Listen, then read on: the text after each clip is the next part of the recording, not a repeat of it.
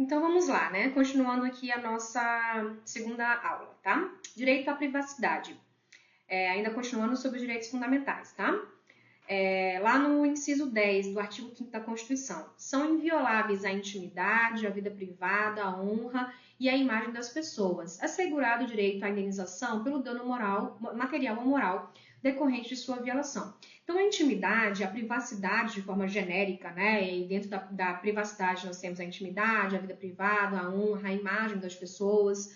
É um direito constitucional fundamental para que o ser humano possa conviver pacificamente em sociedade, né? Então, assim, eu tenho direito a viver a minha vida privada, a minha intimidade, a expor a minha vida ou não expor da forma que eu bem entender. Né? Caso alguém viole essa minha intimidade, eu tenho possibilidade de recorrer a um dano material ou moral.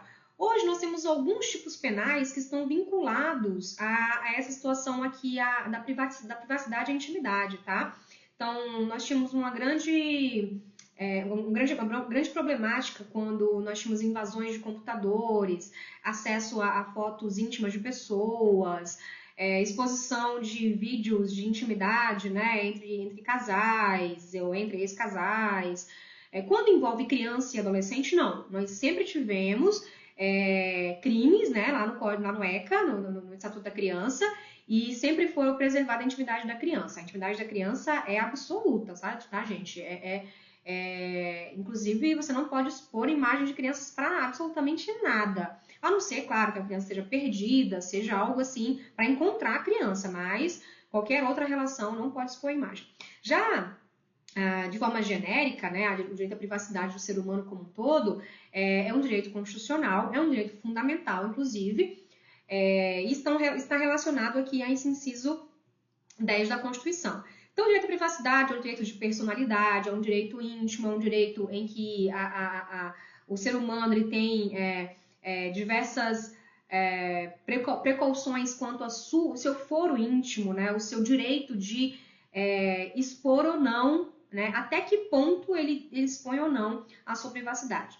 Aí nós temos algumas situações específicas dos tribunais que envolvem celebridades, que infelizmente quando a pessoa ela se expõe voluntariamente a algumas situações, como por exemplo, revista de fofoca, site de televisão, Instagram aberto, outras coisas, infelizmente ela abre brechas, ela abre precedentes para que as pessoas possam, até certo ponto, né, violar a intimidade. Então, há uma relativização a esse direito, lembra, nem todo direito é absoluto, né?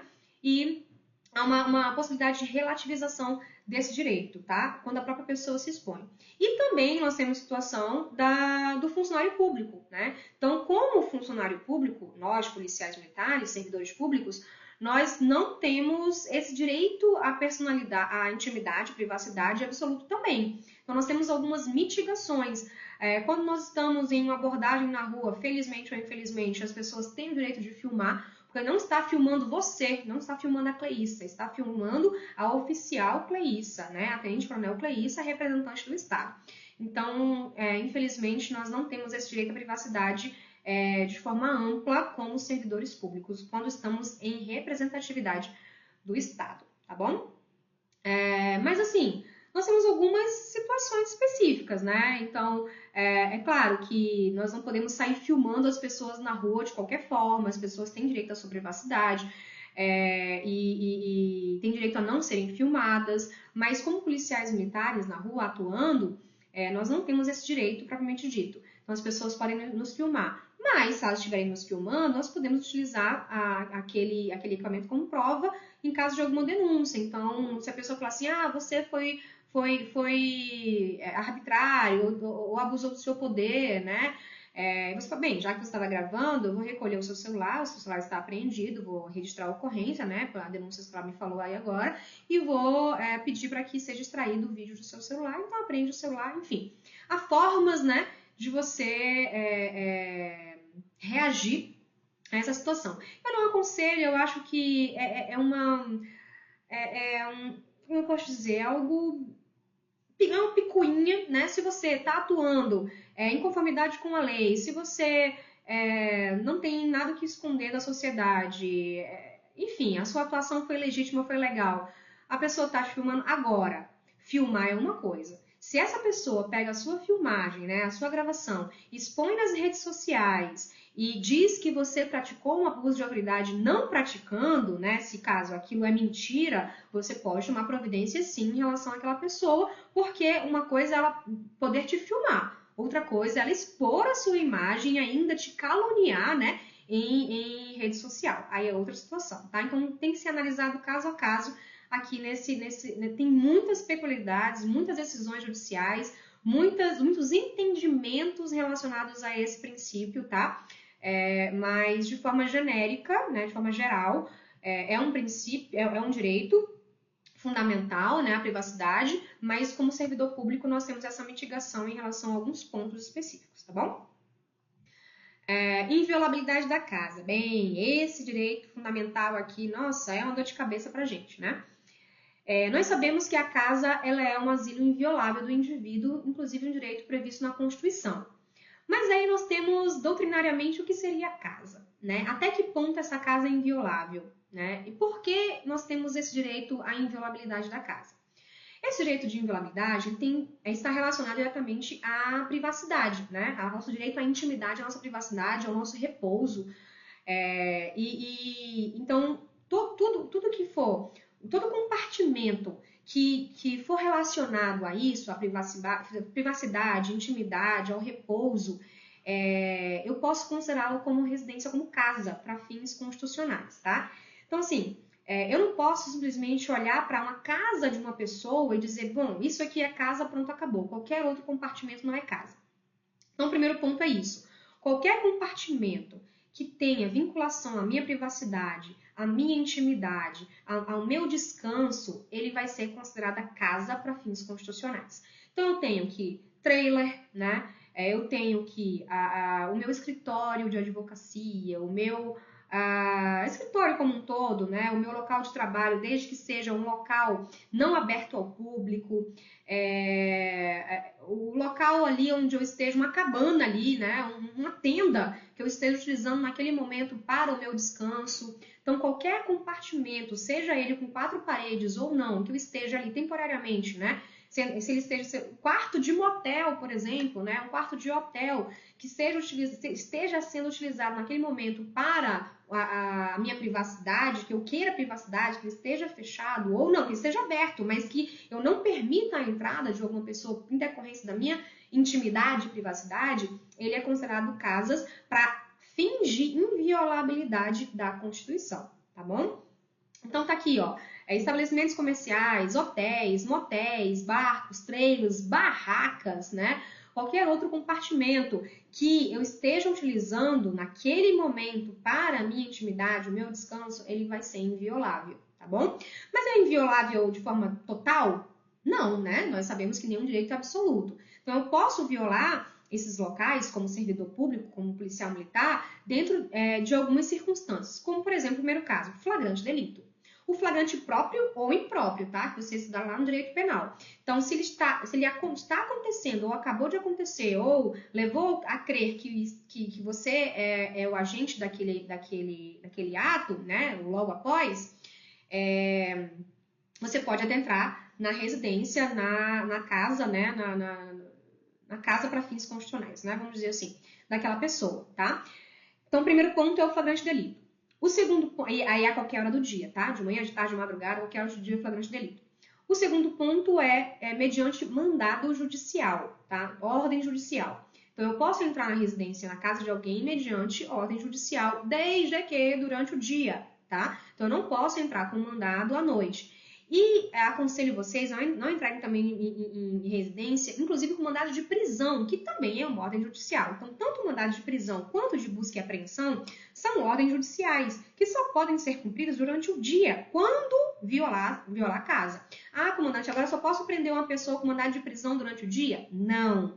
Você só pode entrar, violar a casa de alguém para prender, mediante ordem judicial, alguém durante o dia. Se a pessoa estiver transitando na rua à noite, estiver com mandado de prisão aberto, ótimo, prenda a cadeia, normal, vira que segue.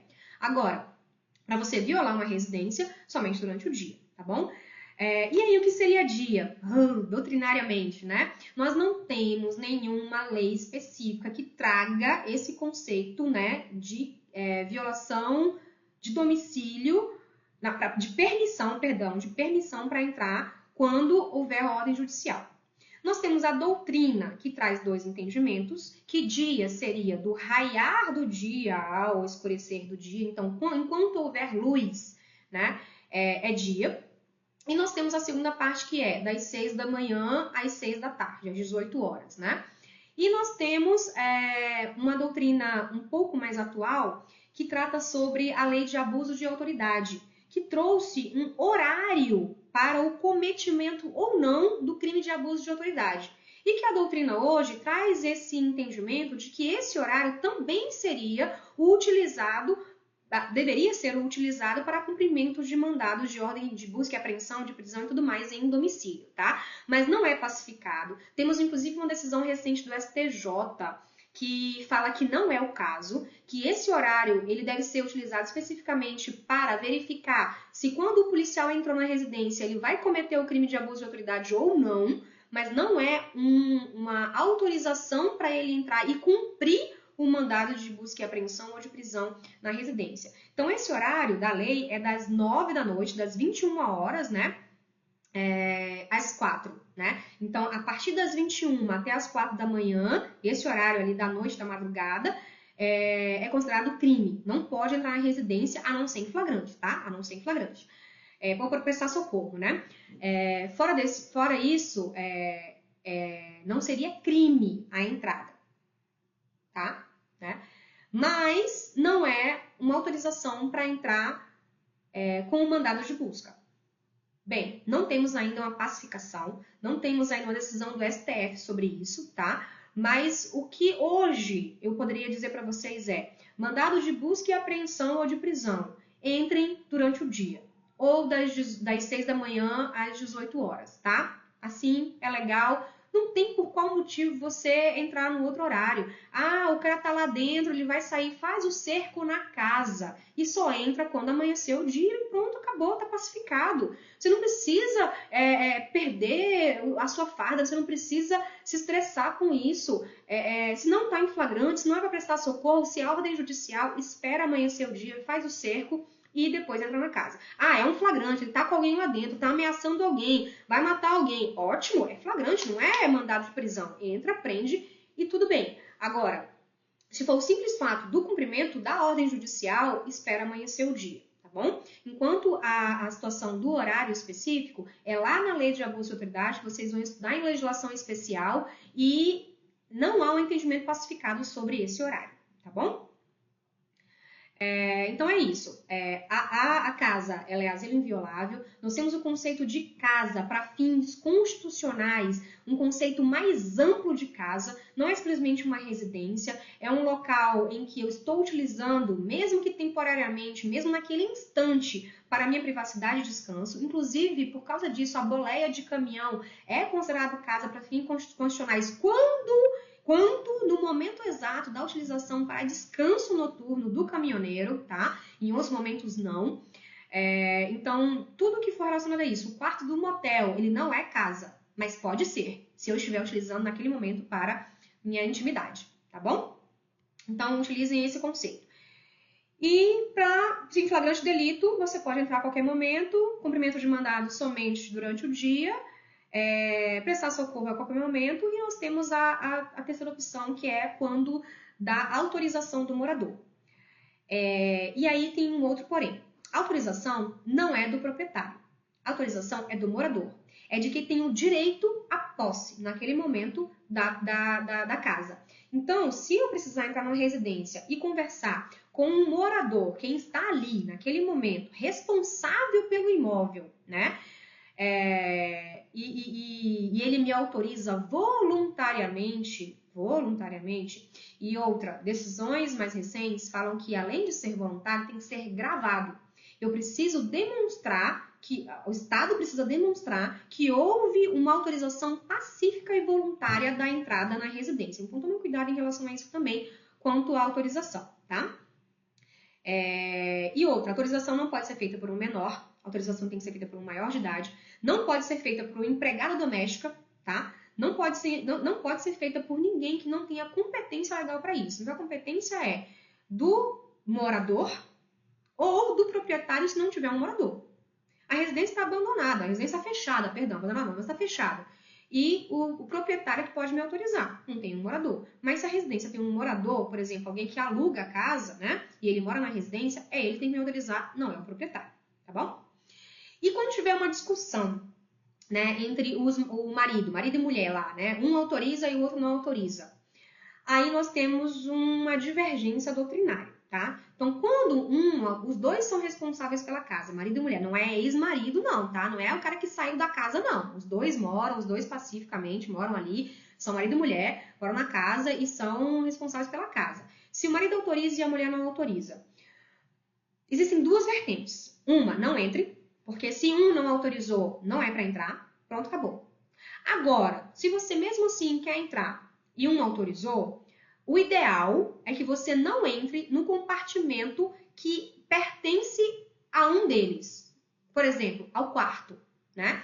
Então, os compartimentos comuns, como cozinha, sala, área do fundo, banheiro, social, né? Você pode entrar. Agora, o quarto, onde aquela pessoa tem a intimidade dela ali, né, a esposa, por exemplo, aí, ou então um escritório em que é exclusivamente dela, né, não aconselho você não a entrar, porque ela não autorizou, tá bom? Então, são essas duas divergências. Eu falo assim, depende do caso. O que eu faria? Depende do caso. Se um não autorizou e o outro autorizou, eu sinceramente verificaria se a situação ela é tão grave ao ponto de necessitar eu entrar. Agora, existe uma outra situação. Existe a situação de que a mulher está denunciando o cara por Maria da Penha. Aí o cara não vai deixar entrar, é óbvio, né? O cara espancou a mulher tá dentro do quarto lá trancada, e o cara diz, não, eu não vou autorizar a entrar. Não existe, né? Mesmo porque pode haver uma situação de flagrante. Então, nesse caso aí, você é obrigado a entrar sim. A mulher tá chamando lá, gritando por socorro, e você na porta, e o marido não deixa entrar. Ah, não entrei porque um dos moradores não deixou entrar. Isso aí é um absurdo e você não pode utilizar essa tese, tá bom? Sigilo de correspondência de comunicação telegráfica. Nós temos também como direito fundamental esse sigilo, né? Então, a privacidade da comunicação telefônica, das ligações, mensagens, aplicativos de WhatsApp, Instagram, cartas, né, e-mails, tudo isso é sigiloso e é protegido pela Constituição. Mas, como eu disse, nenhum direito absoluto. Nós temos situações em que há cabimento de violação. Então, em caso de flagrante delito, eu posso abrir o celular, o cara cometeu um crime, eu posso, por si só, caso de flagrante, abrir o celular dele? Não, não há essa possibilidade. Não é o caso de violação de domicílio, que eu posso violar a intimidade do celular da pessoa porque a pessoa foi presa em flagrante delito. Então, isso não pode acontecer. Por quê? Há uma situação na Constituição dizendo que é inviolável e somente mediante lei e por reserva jurisdicional, no sentido de que há uma autorização judicial. Então, somente mediante autorização judicial, então, mediante a Constituição trouxe uma reserva jurisdicional para que, somente mediante autorização judicial, eu possa quebrar o sigilo das minhas comunicações, né? Das minhas mensagens, conversas, enfim, aplicativos, e aí sim o Estado possa ter acesso a essas minhas comunicações, tá bom? Então, fora isso, somente mediante nas hipóteses da lei. Então, a lei traz isso. A lei traz que como vai ser feita essa quebra do sigilo telefônico, tá bom? Agora, algumas informações decorrentes dessa minha comunicação é que não necessariamente precisa de autorização judicial. Eu não vou entrar nesse detalhe específico, porque vocês vão ter legislação especial e o instrutor deve entrar com vocês sobre a lei de telecomunicações, a lei de quebra de sigilo telefônico, tá? Que fala exatamente sobre isso. E lá você vai estudar quais são as formas, quais são os tipos penais que eu posso quebrar o sigilo. É interessante como sargento, como escrivão de inquérito, que você tenha esse conhecimento, apesar de que não é você que vai pedir, vai ser o encarregado, né, o oficial, mas é interessante que você tenha esse conhecimento de em quais casos você pode solicitar essa quebra ao judiciário, tá bom? Liberdade de locomoção. Aí sim é que o negócio pega, né? Nós sabemos que o direito de ir e vir é um direito constitucional. Então, o ser humano ele tem o direito de ir e vir para onde ele quiser. Nós tínhamos numa época passada aí, né, o toque de recolher, né? Então, dá 10 horas da noite, a gente perguntava para o cidadão na rua, o que você está fazendo na rua, né? Vai para casa, é vagabundo, tá? 10 horas da noite está na rua. Hoje em dia não é mais assim. Então, as pessoas podem sair de casa quando quiserem, estar plantado na esquina quando quiserem. Alguém pode ficar na frente da minha casa ali, ó, plantado na hora que ele quiser. É claro que algumas ações podem ser interpretadas de forma como perseguição, stalker. Nós temos alguns crimes relacionados a isso no Código Penal hoje. Mas o direito de locomoção da pessoa é livre, né, a não ser que ele esteja cometendo algum crime. E, nesse caso, o policial militar, ele só pode abordar pessoas, porque a abordagem é uma restrição do direito de ir e vir, tá, gente? Então, assim, só pode haver uma restrição a esse direito em determinados casos.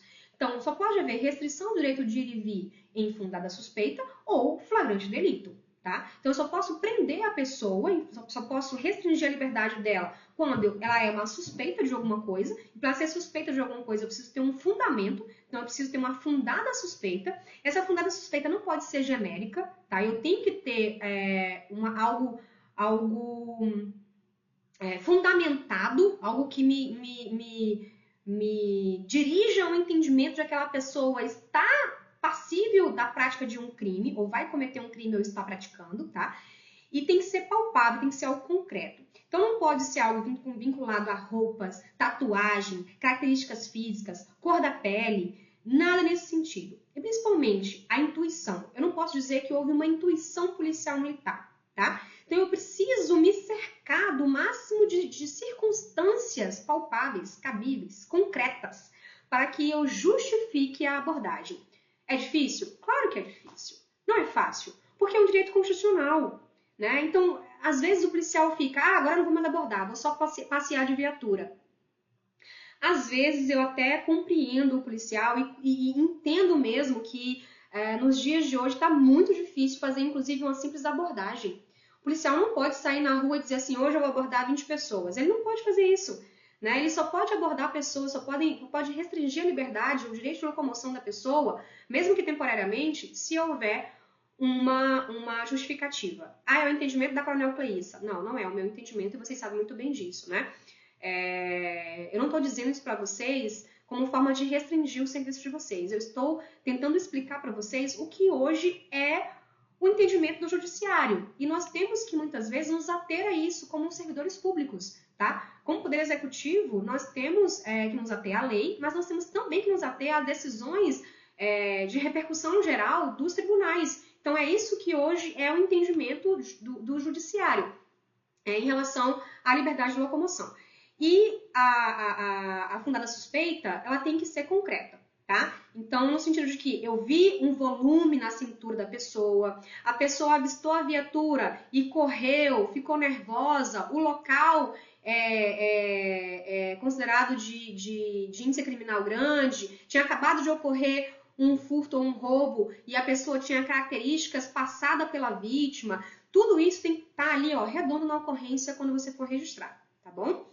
E também o flagrante delito, né, para a liberdade de locomoção da pessoa, tá bom? Outra situação que eu não falei lá em cima, na questão da privacidade, é da denúncia anônima, né? Eu acho que é isso mesmo. A denúncia anônima, ela não serve como fundamento básico para abordagens, para violação de domicílio e nem para abordagem, violação, enfim, para instalação de procedimentos também não serve, tá? Por si só.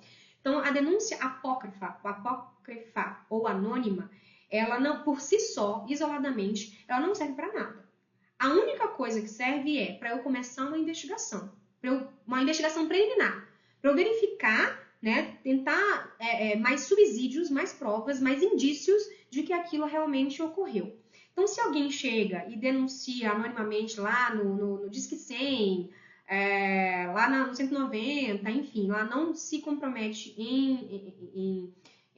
porque lembra, a manifestação do pensamento lá, né? A manifestação do pensamento, ela é um direito constitucional, mas desde que não seja anônima. O anonimato, ele é proibido na Constituição. Então, o anonimato, ele é proibido. Se é proibido o anonimato, por que eu vou abordar alguém, prender alguém, abrir um inquérito contra alguém mediante uma denúncia anônima? Então, não pode. Agora, a denúncia anônima, ela é a faísca, né? Alguém lá foi e te deu o fósforozinho para você riscar.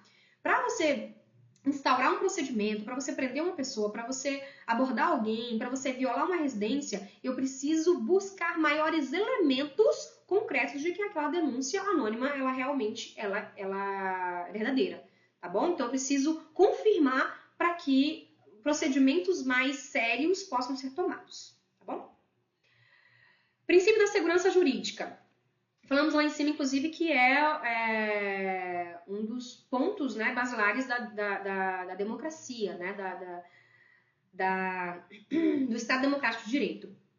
A segurança jurídica está mais relacionada à forma como o Estado vai tratar direitos do cidadão. Então, nós temos direitos do cidadão que são expectativas de direito e nós temos direitos concretos, direitos que já fazem parte de um ato jurídico perfeito, de um direito adquirido, de uma decisão transitada em julgado. Então, esses 3 pontos específicos fazem parte da segurança jurídica. Então, eu tenho um direito adquirido quando todos os meus requisitos para gozar aquele direito foram devidamente formados, né? Então, assim, eu tenho direito a férias quando? Quando eu trabalhar os 12 meses, né? Antes de trabalhar os 12 meses, eu não tenho direito às férias, eu tenho uma expectativa de férias. Eu tenho direito a gozar a LE quando? Quando eu tiver os 5 anos completados. Se eu não tiver os 5 anos completados... Então, assim, eu tenho uma expectativa de direito, mas se hoje eu tenho 3 anos de efetivo serviço e amanhã a licença especial for cortada, eu não tenho direito à licença especial, porque eu não tenho os 5 anos de efetivo serviço, tá bom? Então, a expectativa de direito é diferente do direito propriamente dito. Então, hoje eu tenho uma lei que me autoriza a fazer tal coisa, mas eu não tenho os requisitos ainda completos para fazer tal coisa. Se essa lei modificar e eu não tiver os requisitos, eu não tenho direito adquirido, tá? Como, por exemplo, a aposentadoria. Se hoje uma lei fala que são 30 anos para me aposentar e eu não tenho 30 anos para me aposentar ainda, eu tenho 20 anos, e essa lei mudar, dizendo que agora vai ser 35, infelizmente não é direito adquirido, é uma expectativa de direito, porque eu não tenho ainda todas as condições para a minha aposentadoria. Mas, se eu tenho 30 anos, a lei não pode mudar e dizer assim, não, agora é 35 e você que tem 30, infelizmente acabou, perdeu. Não, aí isso a lei não pode, que aí fere o princípio da segurança jurídica, tá bom? E aí temos o ato jurídico perfeito, que é, além de eu ter as circunstâncias, eu ter os requisitos, eu já gozei esse direito, tá? Então, eu não posso, uma lei, dizer assim, não, você já gozou, mas esse direito não existe mais, então você tem que devolver, né? Não, não existe. Eu trabalhei o ano todo, eu tenho direito as férias, vou gozar as férias, gozei meus 30 dias, aí não pode. Não, agora não existe mais férias, você tem que devolver o salário lá que você não trabalhou. Não, isso não existe, né? Porque além de eu ter adquirido o direito, eu gozei o direito, ele já é um ato jurídico perfeito já, né? E encontra-se perfeitamente formado e gozado no ordenamento jurídico, tá bom? E eu tenho uma coisa julgada, que é a decisão irrecorrível. Quando eu tenho uma coisa julgada, transitada em julgada, não pode mais o judiciário reabrir para poder me condenar, me crucificar, enfim. Existem algumas exceções, tá? A esses casos. No ato jurídico perfeito, se você praticou o ato com ilegalidade, ele pode ser revisto. Então, por exemplo, eu falsifiquei um documento e então eu não cumpri todas as exigências. Então, aquele ato jurídico não é perfeito. O Estado pode, o judiciário pode anular. No caso da coisa julgada, existem algumas situações, né? Como, por exemplo, eu fui condenado, transitado em julgado. Eu, como pessoa condenada, posso entrar com uma revisão criminal para tentar me inocentar ou rever algum ato que foi feito ilegal durante o processo. Não pode a promotoria entrar com essa revisão criminal. O trânsito em julgado para benefício do réu, ele não pode. Se eu fui inocentada, trânsito em julgado, estou livre. Agora, se eu fui condenada, eu posso recorrer nesse sentido, tá? Em relação à coisa julgada. E também tem a coisa julgada do DNA, da paternidade, né? Se na época que houve a decisão de paternidade, mas não foi feito o DNA, pode entrar com a revisão, né, dessa decisão para fazer o exame de DNA. Então, existem algumas exceções, né, da coisa julgada, mas são raras, em tese, decisões irrecorríveis, transadas julgadas não podem ser modificadas. Devido processo legal. O devido processo legal, ele é um direito do cidadão, né, de ter tudo que ele puder buscar de provas a seu favor. E também pode ser dividido em formal, material e formal. E o formal é quando o indivíduo ele tem o direito de ter paridade de armas com o Estado. Nós sabemos que o Estado ele tem o dobro de prazo, ele tem várias situações que o diferencia do cidadão comum. Mas o devido processo legal é quando o Estado o judiciário tem que proporcionar ao cidadão a forma justa de se defender, tá? Então, quando ele tem os bens apreendidos, ele tem que ter o devido processo para a ampla defesa, o contraditório, poder apresentar provas para ter os seus bens devolvidos. A liberdade, se ele for cerceado, ele tem os mecanismos cabíveis, como o habeas corpus, para poder impetrar e tentar uma liberdade provisória. Então, são esses mecanismos, como também a igualdade, a imparcialidade do magistrado, então a razoabilidade e proporcionalidade das decisões judiciais, tudo isso devem ser levados em consideração para o devido processo legal, tá? E aí nós encerramos aqui os mais importantes, mas nós temos diversos outros princípios, direitos fundamentais previstos no artigo 5º que são importantíssimos, contraditório e ampla defesa. Nós sabemos que o inquérito policial ele não tem, né, especificamente o contraditório e ampla defesa, ele é mitigado no inquérito, mas você como encarregado do inquérito, e vai ser, né, o sargento, deve buscar a verdade real naquele inquérito. Então, para que isso aconteça, muitas vezes você vai ter que dar uma defesa contraditória. É claro que o inquérito não vai ser anulado, como o processo judicial seria anulado se eu mitigasse a defesa contraditória no processo. Não posso. Agora, no inquérito eu posso dar uma mitigada. Mas se eu quiser buscar a verdade real, infelizmente, a defesa contraditória ela faz parte do processo, do procedimento, tá? A proibição de provas ilícitas, eu não posso buscar provas ilícitas, o fruto da árvore envenenada, então se uma prova é ilícita aqui, a prova decorrente dela também vai ser ilícita. Princípio da presunção de inocência, todo mundo é inocente até o trânsito em julgado, né? Publicidade dos atos processuais, então todos os atos processuais eles são públicos. Se eu quiser saber se a pessoa foi condenada, se a pessoa está respondendo, se ela processou alguém, tudo isso tem que estar publicado, a não ser alguns tipos de sigilo, como, por exemplo, processos que envolvem menores de idade, aí é sigiloso, né? Razoável duração do processo, hoje em dia está muito batido isso, né? Que não pode simplesmente um inquérito durar 10 anos, nós tínhamos no passado inquéritos que duravam 10 anos, não pode, hoje a pessoa pode entrar com uma devida ação, até um habeas corpus para trancar ali o inquérito, tá? E diversos outros princípios, diversos outros direitos previstos na Constituição que são importantes que vocês tenham conhecimento, tá bom? Bem, essa é a nossa segunda aula, que na verdade é a aula 1/2, né? Uma continuação da 1, continuando as nossas 3 videoaulas, essa aqui é uma continuação da primeira, para não ficar muito extenso o vídeo. Bom estudo a todos e na segunda-feira eu posto a nossa segunda videoaula, que é relacionada ao nosso capítulo 3º e 4º da nossa apostila, tá bom? Até